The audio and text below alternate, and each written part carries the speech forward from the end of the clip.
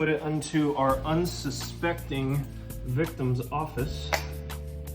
You're probably all familiar with the under the door tool if you follow any kind of physical pen testing or follow us much at all.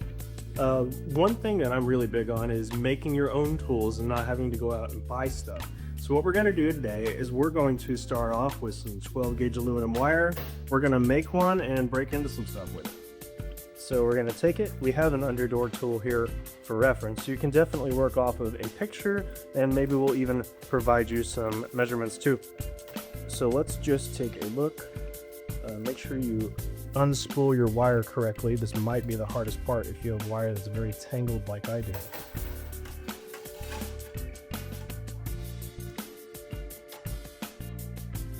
You can do this with thicker or thinner wire. The thicker is not going to fit in as many places, but it's actually a little bit easier to work with. Definitely going to be harder to cut, but it is easier to bend as it's not so squirmy wiggly. So we're going to see this kind of our handle here. You'll see this doubles back twice. So I want to make sure that I got enough to go there. So we'll probably say here. So that's kind of where we're going to start it. And then we're going to follow it up. Button to here. And then we're going to pinch here, bend here, and give us a little bit more to curve around. I'd rather have it a little bit too long and a little bit too short. So let's cut here. All right. Now, move this out of the way. And go ahead and start bending. I'm gonna kill these pumpkins. Start over here. This is your handle.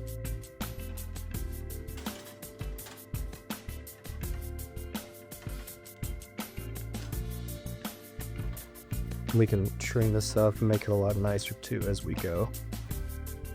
That'll probably work. And then I try to get that bend radius a little closer. It's a little less than 90 degrees than that. And these are also something that as you're using them, you're typically bending stuff. So now let's straighten it up.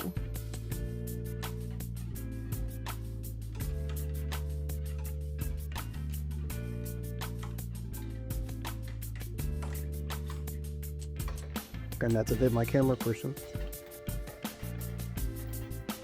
Okay, so that's going good so far. Keep straightening this out.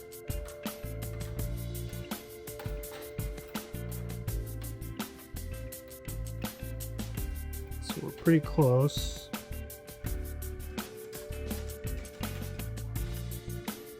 Okay, we're getting there. Let's throw in our bend in here.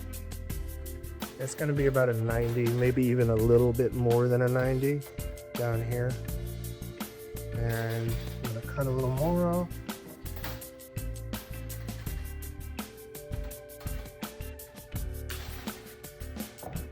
I'm actually going to grab 2 pairs of pliers for this, I found.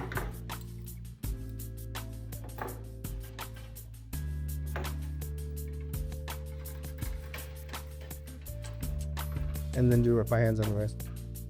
Okay.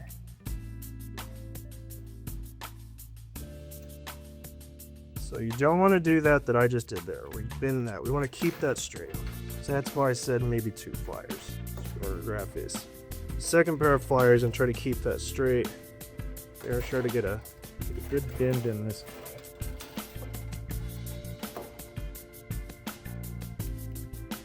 This is where your cord is going to be attached. So you're going to need to pull a string.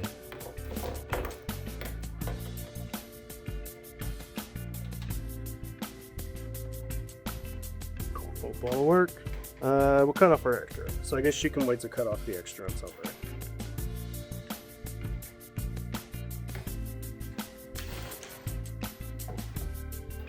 All right. We're just going to go ahead and straighten this out a little bit. There we go. Not perfect, but just may work.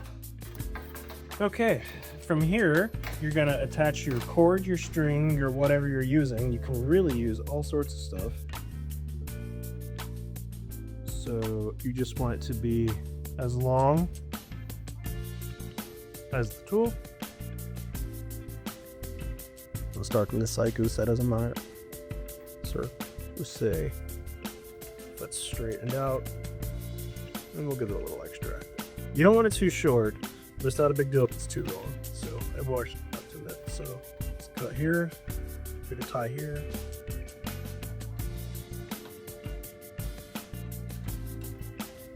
And this is the hardest part when you're using it, is making sure it doesn't fall off. So if you're real crafty, you'll figure out a way to attach it a little bit more permanent. Also, if your knot's too big, it will not want to go into the door. So grab that, pull it real tight. I'm sure if somebody knows a better knot, you can feel free to let me know.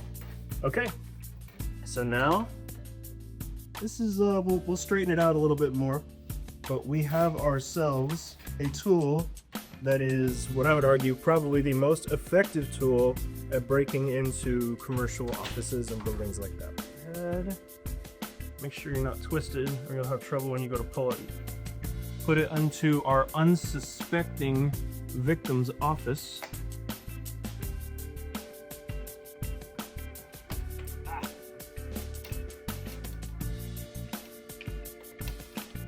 There we go.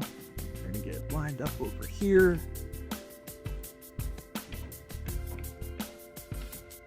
And we're in. Oh shit. Hi!